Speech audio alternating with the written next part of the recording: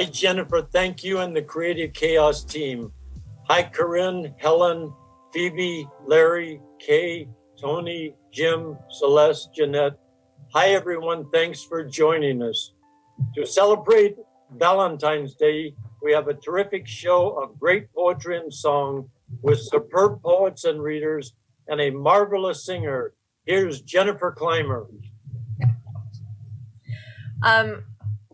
We thought there would be no better way to kick off this Valentine's Day show than with a little My Funny Valentine. So if you will indulge. My funny Valentine, sweet comic Valentine, you make me smile with my heart. Your looks are laughable, unphotographable, yet you're my favorite work of art. Is your figure less than Greek? Is your mouth a little weak when you open it to speak? Are you smart? Are you smart? Don't change a hair for me, not if you care for me. Stay, little Valentine, stay.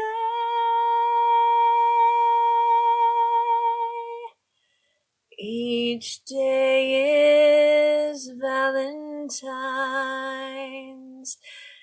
Day. Lovely, Jennifer. Thank you very much. Thank you. And now here's Corinne Connolly. Jen has put me in the mood for this reading now. Thank you, Jen. Okay, I'm going to begin with a poem by a contemporary English poet, Wendy Cope. It's appropriately titled Valentine. My heart has made its mind up, and I'm afraid it's you. Whatever you've got lined up, my heart has made its mind up. And if you can't be signed up this year, next year will do. My heart has made its mind up, and I'm afraid it's you. Love is not all. Sonnet 30 by Edna St. Vincent Millay. Love is not all. It is not meat nor drink, nor slumber, nor a roof against the rain, nor yet a floating spar to men that sink and rise and sink and rise and sink again. Love cannot fill the thickened lung with breath, nor clean the blood, nor set the fractured bone. Yet many a man is making friends with death, even as I speak, for lack of love alone.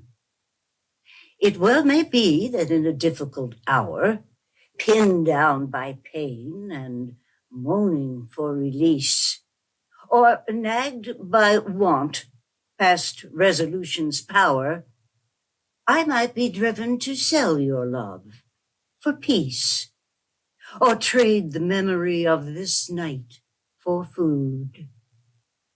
It well may be. I do not think I would. Now I looked to D.H. Lawrence, who's written, as you know, extensively about love, to see if he wrote anything in poetical form, and here we are. Excuse me. The Elephant is Slow to Mate by D.H. Lawrence. The elephant, the huge old beast, is slow to mate. He finds a female. They show no haste. They wait for the sympathy in their vast, shy hearts slowly, slowly to rouse as they loiter along the riverbeds and drink and browse, and dash in panic through the brake of forest with the herd, and sleep in massive silence, and wake together without a word. So slowly the great hot elephant hearts grow full of desire, and the great beasts mate in secret at last, hiding their fire. Oldest they are and the wisest of beasts, so they know at last how to wait for the loneliest of feasts, for the full repast. They do not snatch, they do not tear, their massive blood moves as the moon tides, near, more near, till they touch in flood.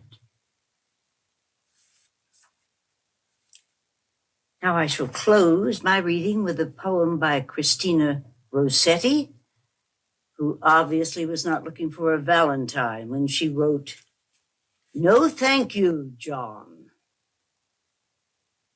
I never said I loved you, John. Why will you tease me day by day and wax of weariness to think upon, with always do and pray? You know I never loved you, John. No fault of mine made me your toast. Why will you haunt me with a face as wan as shows an hour-old ghost? I dare say Meg or Moll would take pity upon you if you'd ask. And pray don't remain single for my sake, who can't perform that task. I have no heart? Perhaps I have not. But then you're mad to take offense that I don't give you what I have not got. Just use your common sense. Let bygones be bygones. Don't call me false, who owed not to be true. I'd rather answer no to 50 Johns than answer yes to you. Let's mar our pleasant days no more. Songbirds of passage, days of youth, catch at today, forget the days before. I'll wink at your untruth. Let us strike hands as hearty friends, no more, no less, and friendship's good. Only don't keep in view ulterior ends and points not understood in open treaty. Rise above quibbles and shuffling off and on. Here's friendship for you if you like. But love? No, thank you, John. Thank you, Corinne, for that wonderful reading. Our next reader is Helen Richmond. Now, by Robert Browning. Out of your whole life, give but one moment, all of your life that has gone before, all to come after it, so you ignore, so you make perfect the present, condense in a rapture of rage for perfection's endowment, thought and feeling and soul and sense, merged in a moment which gives me at last you, around me for once, you, beneath me, above me, sure that despite of time future, time past, this tick of our lifetime's one moment, you love me. How long such suspension may linger, ah, sweet, the moment eternal, just that and no more. When ecstasy's utmost we clutch at the core, while cheeks burn, arms open, eyes shut, and lips meet. Not anyone who says, by Mary Oliver. Not anyone who says, I'm going to be careful and smart in matters of love, who says, I'm going to choose slowly but only those lovers who didn't choose at all, but were, as it were, chosen by something invisible and powerful and uncontrollable and beautiful and possibly even unsuitable. Only those know what I'm talking about in this talking about love. She was a Phantom of Delight by William Wordsworth. She was a phantom of delight when first she gleamed upon my sight, a lovely apparition sent to be a moment's ornament. Her eyes as stars of twilight fair, like twilight's too her dusky hair, but all things else about her drawn from Maytime and the cheerful dawn, a dancing shape, an image gay, to haunt, to startle, and waylay. I saw her upon nearer view, a spirit, yet a woman too. Her household motions light and free, and steps of virgin liberty, a countenance in which did meet sweet records, promises as sweet, a creature not too bright or good for human nature's daily food, for transient sorrows, simple wiles, praise, blame, love, kisses, tears, and smiles. And now I see with eye serene the very pulse of the machine, a being breathing thoughtful breath, a traveler between life and death, the reason firm, the temperate will, endurance, foresight, strength, and skill, a perfect woman, nobly planned to warn, to comfort, and command, and yet a spirit still and bright, with something of an angel light. This one Corinne already read, and I'm going to read it again. Love is not all. Love is not all. It is not meat, nor drink, nor slumber, nor a roof against the rain, nor yet a floating spar to men that sink and rise and sink and rise and sink again.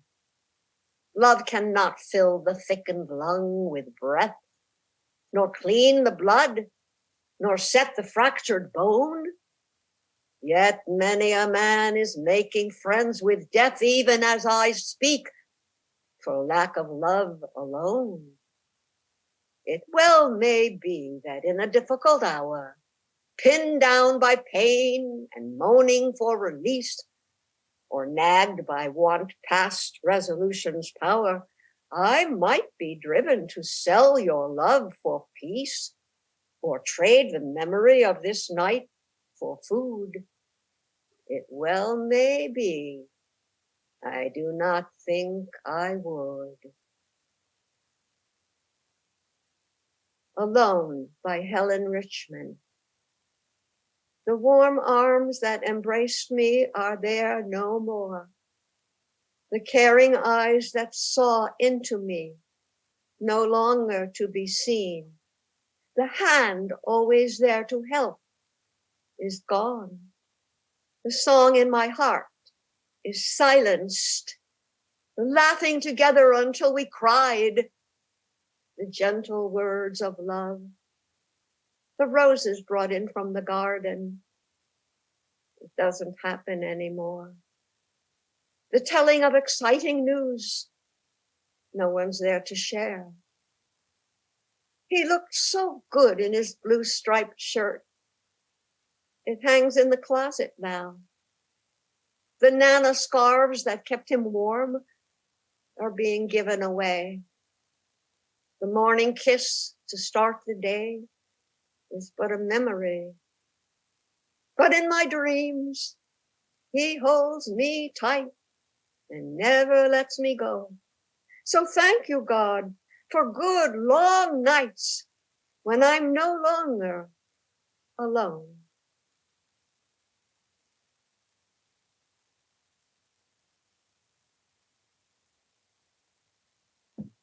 That's it. Thank you very much for that poignant and elegiac and lovely reading, Helen. Our next poet is Phoebe McAdams. Hello, and thank you, Harry, for organizing these wonderful readings, and thank you to Jennifer for producing them. They are a weekly treasure for all of you at MPTF and also the literary poetry community of LA, a lot of whom now watch these every week. And I'm delighted to be part of this Valentine's Day celebration. The first few poems I'm going to read were love poems I wrote over 30 years through Ron. This first one I wrote in 1993, and this was not too long after Ron and I started going out together. Your footsteps, for Ron. I was thinking about your footsteps tonight, about how much their sound reminds me of you. Jaunty and forthright, sincere footsteps, but lighthearted enough to drive a sports car. When I hear them, I think of dancing, how your arm might be around my waist, guiding me to a dance floor or to a table in a restaurant where we would know what to order and what to drink. I love your footsteps. They are irresistible to me. I love their confidence. They seem to know where they are going. They have a determination to walk towards their happiness. Your footsteps enjoy this life, and I love them for that. But what I love most about your footsteps is the happy intelligence in them that has led you to me. The Gratitude of Trees, for Ron. This I wrote, and we'd already been married for a long time, and we were both working at Roosevelt High School. The Gratitude of Trees. The season turns into the first fire of fall, into trees full of heavy leaves, summer moving along the edge of hot summer flowers, which become the autumn scent of sage as the air grows heavier and bluer. Beneath the quiet sight of you working at your desk is a lifetime of bleedings. But today you say you have learned about making your life. As you hurry home with your fast plants and I start the stove, listening to the blue jays and the loveliness of evening. I don't know how to talk about God, but I know about the slant of warm afternoon light on telephone poles.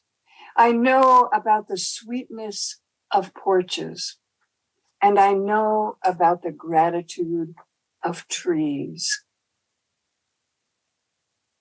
February, this is recent. I wake up before dawn, waiting for the alarm. I reach over, touch your arm, and my life falls into place. Warm, organized. We have chocolate in the freezer. You send out gorgeous bird photos, bring home flowers. Later you call me. Do I want more Belgian chocolate fudge? And this is a poem by Bob Creeley. This is a whole different ball game. I love this poem, but it's a mystery to me. It is a love poem. He says so himself. Just how, I've never been able to quite figure out. This poem has haunted me for over 40 years, and now I'm turning it over to you. The warning. For love, I would split open your head and put a candle in behind the eyes. Love is dead in us if we forget the virtues of an amulet and quick surprise. Bob Creeley. And I'm going to end with a poem that I have always loved by Percy Bysshe Shelley. And this one I used to read to my students on Valentine's Day. Love's Philosophy by Percy Bysshe Shelley. The fountains mingle with the river, and the rivers with the ocean. The winds of heaven mix forever with a sweet emotion. Nothing in this world is single. All things by a law divine in one spirit meet and mingle. Why not I with thine? See the mountains kiss high heaven and the waves clasp one another. No sister flower would be forgiven if it disdained its brother. And the sunlight clasps the earth and the moonbeams kiss the sea. What is all this sweet work worth if thou kiss not me? Thank you, Phoebe, for to use your words, happy intelligence. Very loving, and thank you very much. Our next reader is Larry Terman. Now, Very determined. Annabel Lee by Edgar Allan Poe. It was many and many a year ago in a kingdom by the sea that a maiden there lived who you may know by the name of Annabel Lee. And this maiden, she lived with no other thought than to love and be loved by me. I was a child and she was a child in this kingdom by the sea. But we loved with a love that was more than love, I and my Annabel Lee, with a love that the winged seraph of heaven coveted her and me.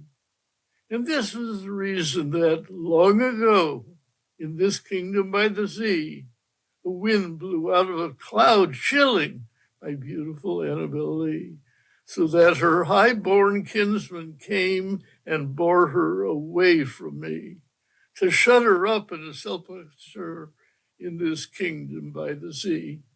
The angels, not half so happy in heaven, went envying her and me. Yes, that was the reason, as all men know, in this kingdom by the sea, that the wind came out of the cloud by night, chilling and killing my Annabel Lee. But our love, it was stronger by far than the love of those who were older than we, of many far wiser than me. And neither the angels in heaven above nor the demons down under the sea can ever dissolve my soul from the soul of the beautiful Annabel Lee. For the moon never beams without bringing me dreams of the beautiful Annabel Lee, and the stars never rise, but I feel the bright eyes of the beautiful Annabel Lee. And so all the night tide, I lie down by the side of my darling, my life and my bride, of her in her sepulchre there by the sea, in her tomb by the sounding sea. Thank you, Larry, for that splendid reading of Edgar Allan Poe's Annabel Lee. Our next reader is Kay Wiseman. I Carry Your Heart With Me by E.E. Cummings. I carry your heart with me. I carry it in my heart. I am never without it. Anywhere I go, my dear, and whatever is done by only me is your doing, my darling. I fear no fate, for you are my fate, my sweet. I want no world, for beautiful you are my world, my true, and it's you are whatever a moon has always meant, whatever a sun will always sing is you. Here is the deepest secret nobody knows. Here is the root of the root and the bud of the bud and the sky of a tree called life, which grows higher than soul can hope or mind can hide. And this is the wonder that's keeping the stars apart. I carry your heart. I carry it in my heart. Wild Nights by Emily Dickinson. Wild nights, were I with thee. Wild nights should be our luxury. Futile the winds to a heart in port, done with the compass, done with the chart. Rowing in Eden, the sea. Might I but moor tonight in thee. Remember by Christina Rossetti. Remember me when I am gone away, gone far away into the silent land, when you can no more hold me by the hand, nor I have turned to go, yet turning stay. Remember me when no more day by day you tell me of our future that you planned. Only remember me. You understand it will be late to counsel then or pray. Yet if you should forget me for a while, and afterwards remember, do not grieve.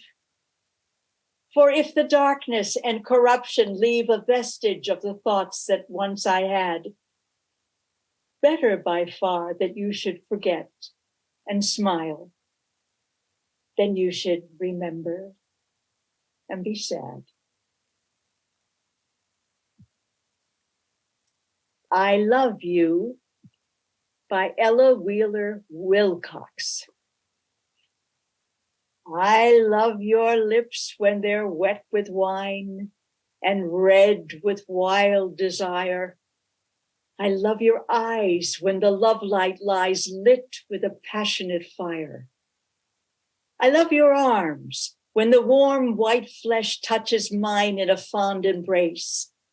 I love your hair when the strands enmesh your kisses against my face. Not for me, the cold, calm kiss of a virgin's bloodless love. Not for me, the saint's white bliss, nor the heart of a spotless dove. But give me the love that so freely gives and laughs at the whole world's blame, with your body so young and warm in my arms. It sets my poor heart aflame. So kiss me, my sweet, with your warm, wet mouth, still fragrant with ruby wine, and say with fever born of the south that your body and soul are mine. Clasp me close to your warm young arms while the pale stars shine above, and we'll live our whole young lives away in the joys of a living love. And this is the last one. Ade Wishes for the Close of Heaven by W.B. Yeats. Had I the heavens embroidered cloths, enwrought with golden and silver light, the blue and the dim and the dark cloths of night and light and the half-light, I would spread the cloths under your feet. But I, being poor, have only my dreams. I have spread my dreams under your feet. Tread softly, because you tread on my dreams. Luminous. Thank you, Kay. Our next reader is Tony Sawyer. Love's Language by Ella Wheeler Wilcox. How does love speak? In the faint flush upon the telltale cheek, and in the pallor that succeeds it, by the quivering lid of an averted eye, the smile that proves the parent to a sigh. Thus does love speak. How does love speak? By the uneven heart throbs and the freak of bounding pulses that stand still and ache, while new emotions, like strange barks, make along vein channels their disturbing course. Still as a dawn, and with a dawn's swift force, thus doth love speak. How does love speak? In the avoidance of that which we seek, the sudden silence and reserve when near, the eye that glistens with an unshed tear, the joy that seems the counterpart of fear, as the alarmed heart leaps as the breast and knows it names and greets its godlike guest. Thus does love speak. How does love speak? In the proud spirit suddenly grown meek, the haughty heart grown humble, in the tender and unnamed light that floods the world with splendor, in the resemblance which the fond eyes trace in all fair things to one beloved face, in the shy touch of hands that thrill and tremble, in looks and lips that can no more dissemble. Thus does love speak. How does love speak? In the wild words that uttered seem so weak, they shriek ashamed to silence. In the fire, glance strikes glance, swift flashing high and higher, like lightnings that precede the mighty storm, in the deep, soulful stillness, in the warm, impassioned tide that sweeps through throbbing veins, between the shores of keen delights and pains, in the embrace where madness melts in bliss, and in the convulsive rapture of a kiss. Thus doth love speak. The next two are by Alexander Pushkin. I loved you once by love's expiring embers. My soul may be, I am afraid, still lit, but there is nothing in it to remember. I would be loath to trouble you a bit. My love was hopeless, wordless my surrender, by timid jealousy, by gentle torment vexed. So artlessly I loved and was so tender, as may he be who chanced to love you next. The next two are by Anensky, a Russian poet. Amid the worlds, mid luminaries gleam, one star I know whose name I keep repeating.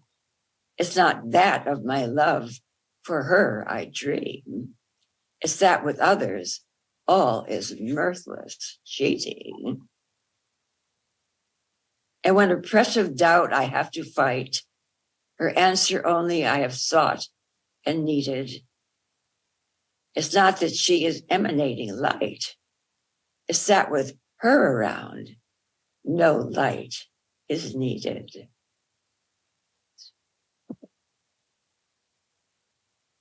That's it. Excellent, Tony. Thank you very much. Our next poet is James Cushing.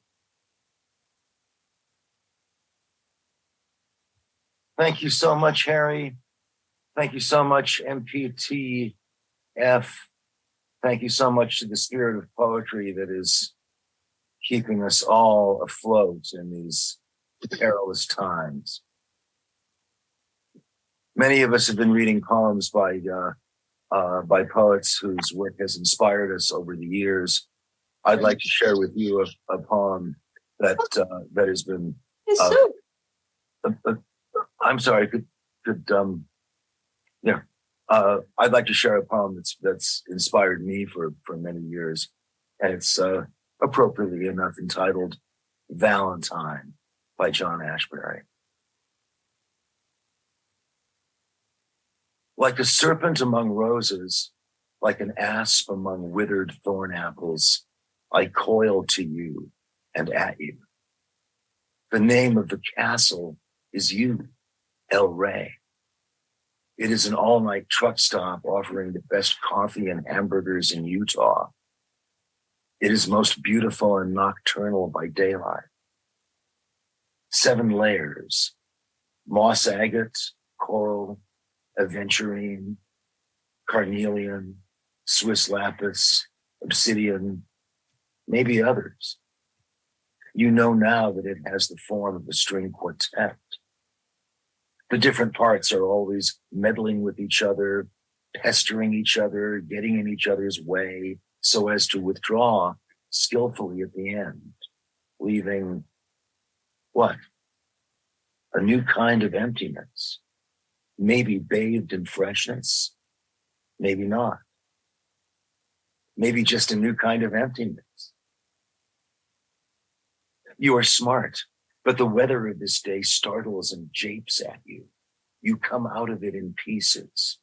Always pursuing you is the knowledge that I am there, unable to turn around, unable to confront you with your otherness. This is another one of my houses, the one in Hempstead, the brick one in the middle of the block that you never saw, though you passed along that street many times. Sometimes in spring, with a light drizzle blowing that made you avert your gaze. Sometimes at the height of summer, where the grandeur of the ideas of the trees swamped your ideas about everything. So you never saw my house. It was near where Arthur Rackham lived. I can't quite remember the name of the street. There's some partly legible inscription on the Victorian urn, E and then M-E-L-E, perhaps a Latin exhortation to apples or heroism, and then down in the dim part, a name like Rossiter, but that's too far down. Listen, I never meant for you not to be in my house, but you couldn't because you were it.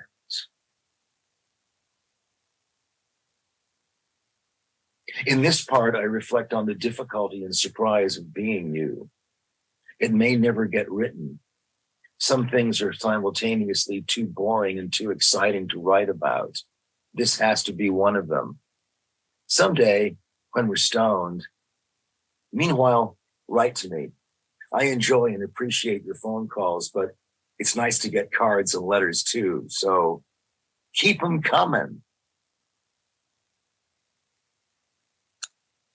Through bearded twilight, I hear things like, "Now see here, young man," or "Henry Groggins, you old reprobate," or "For an hour, Lester has been staring at budget figures, making no progress."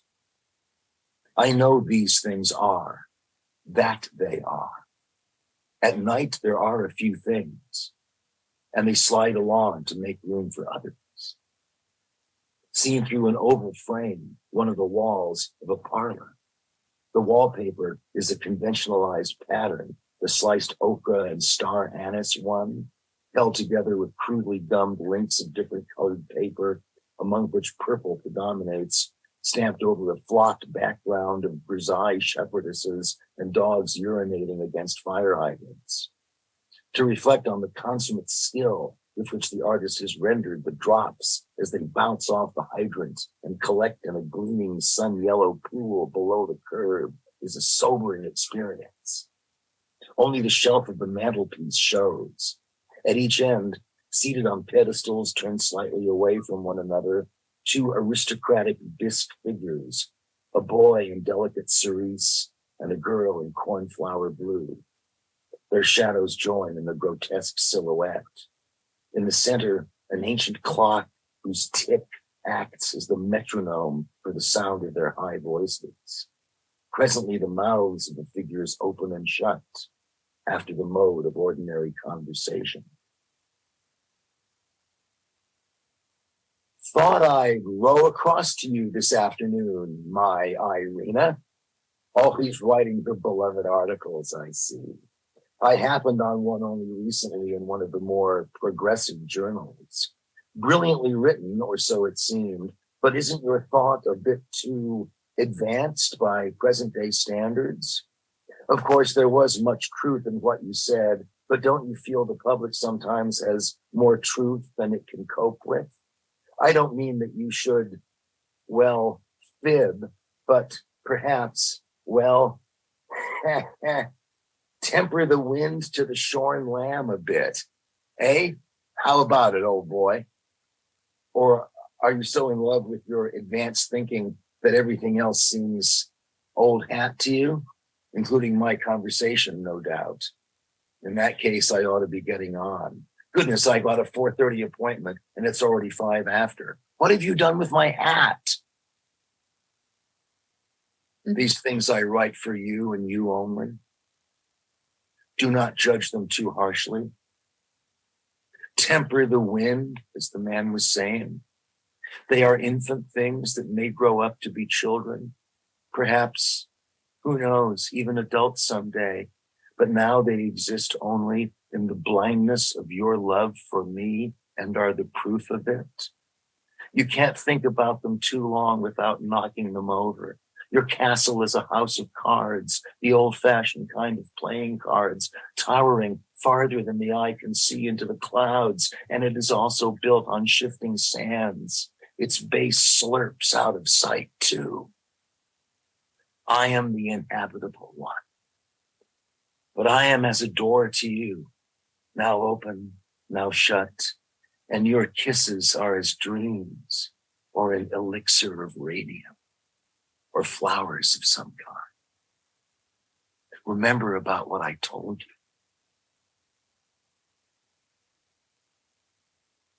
Valentine by John Ashbery from Wasserman Campus. Terrific, Jim. Thank you very much. Our next poet is Celeste Goyer. Hi, thank you, Harry. Thank you, everybody who's read. Thank you, MPTF. How infants get to Earth. I take off my glitter glasses, tired of my own act. I hold my hat to keep the rain off the flea circus. You're very kind. You help. You bring me pancakes. No one noticed it but me, your kindness, the way you chased dark pools of syrup around the plate, carefully avoiding the edges of my lips as you feed me. But I see it. I know you existed for years, as silently as a ship in a landlocked country. The good people, eager to please, look for peace at home, peace at the supermarket, using coded hand gestures to communicate. That's where I learned how infants get to Earth, though I wish I had found out earlier.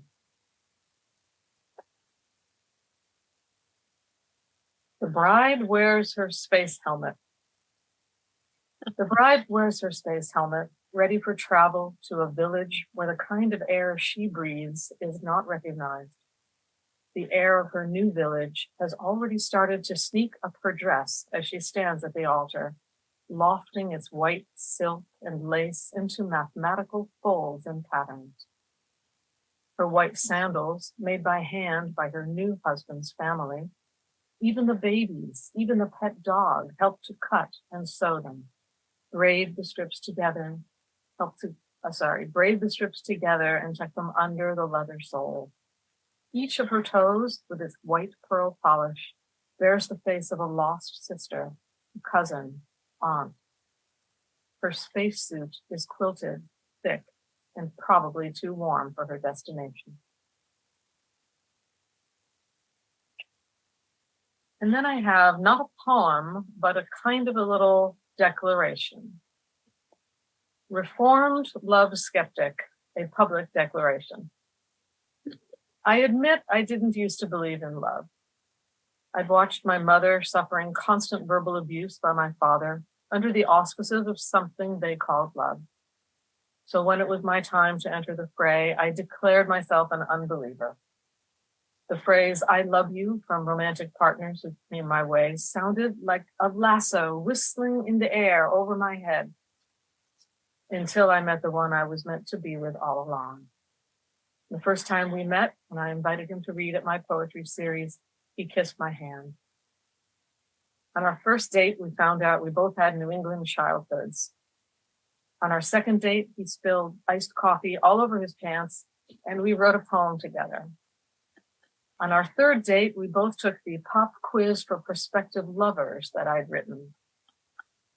And when he first slipped his arm around my waist, I heard a soft click.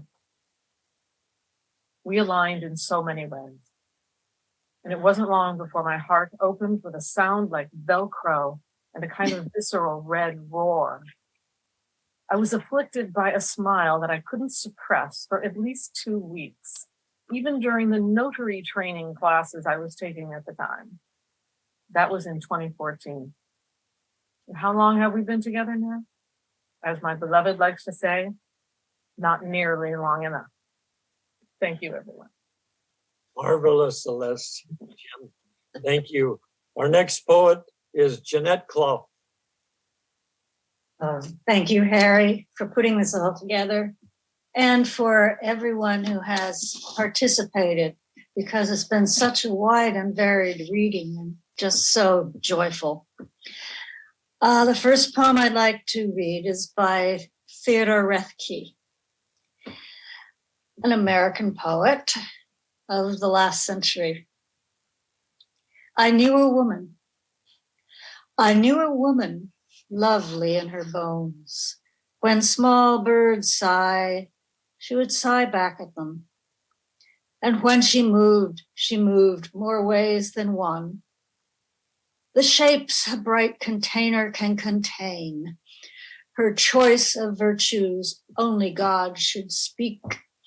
Or English poets who grew up on Greek. I'd have them sing in chorus, cheek to cheek. How well her wishes went. She stroked my chin. She taught me turn and counter-turn and stand. She taught me touch, that undulant white skin. I nibbled meekly from her proffered hand. She was the sickle, poor I, the rake, coming behind her for her pretty sake. But what prodigious mowing we did make. Love likes a gander and adores a goose. Her full lips pursed the errant note to seize. She played it quick, she played it light and loose. My eyes, they dazzled at her flowing knees. Her several parts could keep a pure repose, or one hip quiver with a mobile nose. She moved in circles, and those circles moved. Let seed be grass, and grass turn into hay. I'm martyr to emotion, not my own. What's freedom for? To know eternity. I swear she cast a shadow, white as stone. But who would count eternity in days? These old bones live to learn her wanton ways. I measure time by how a body sways.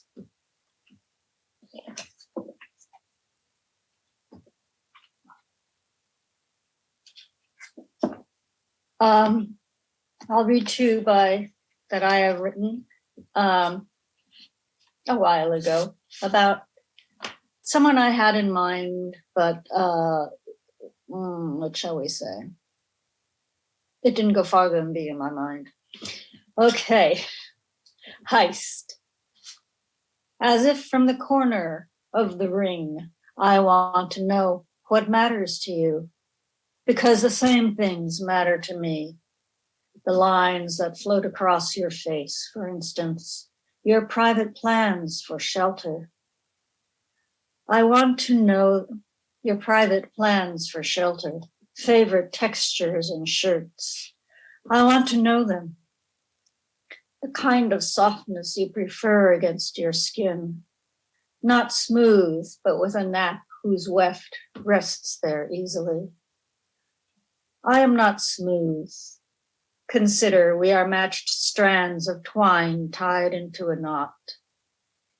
Which of your ridges shall I caress first? Which shall I save until last? You must tell me. while I thieve your body. Salt. I choose salt, a common mineral unfit for jewelry. Its ladder is fragile and vital, which other jewels are not. Salt lives in the blood. I do not care how it is seen, but care a great deal how it is savored on the tongue. I cannot live without you, jewel of choice. I work myself into your skin so we will last together a long time, older and tougher. I adorn my body with salt. You comply, an animal drawn to the lick.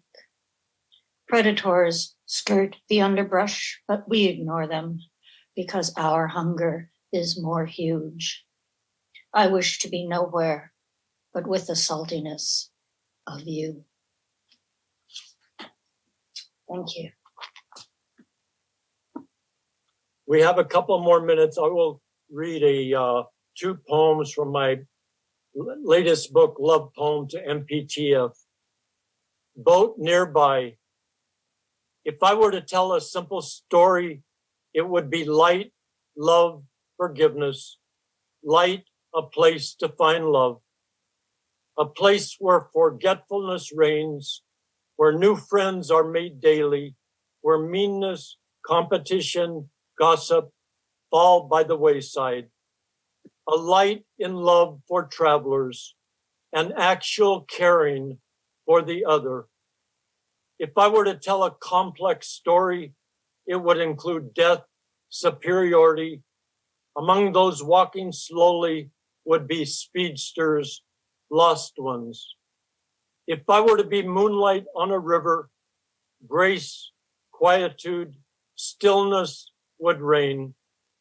To cross the river would be a bridge with no doors, no arms to hold. For each reason has an allowance. Each light has a location. Each light asks not for recognition. If I were to tell a simple story, let the love be light near a bridge, a place to live in harmony with water. And then the last poem, a little short poem called Love Poem to MPTF. We all are grateful to MPTF for inviting us to live here, us residents, and also for Jennifer Clymer and the Creative Chaos MPTF shows that they do, and for gratefulness for her asking us to do a show. Love Poem to MPTF. Sitting in the Roddy McDowell Rose Garden, I see a bubbling pool, sunlight on benches, tree with red leaves, circles, statues, plaques, roses of many colors surround me. If there is a place more peaceful on earth, I don't know it. More cooperative, helpful, harmonious, I am unaware. Greenery, lit paths, hands like waterfalls reach out to help. Hands like pillows protect the fall. Within white roses, a found home. Thank you, and thank you all for such a lovely reading. Happy Valentine's Day, everyone. And once again, thank you all for your love of poetry. We're all here to serve poetry. You know, we're all here also to serve MPTF. MPTF has a legacy of giving for over 101 years, and your generosity of spirit, you know, means a lot to all of us here at MPTF and beyond. So thank you for your generosity. And here's Jennifer. I could not have said that better. We're so grateful to all of you for spending your time and sharing your creativity with us. And Phoebe, what you said before your reading is true. This has become its own community and celebration of poetry and language and art. And I know Harry thanks me a lot, but we all know Harry does this on his own. So let's give a little Valentine's Day love to Harry Northup. Thank you, Jennifer. Thank you. Harry, tell us what's up for next week. Next week, we have two wonderful poets, Lois P. Jones and William O'Daly. William O'Daly has translated many books by Neruda, and she's a very active person in the poetry community. Wonderful poet. So we look forward to that. And thank you, Jennifer. My pleasure. Bye, guys.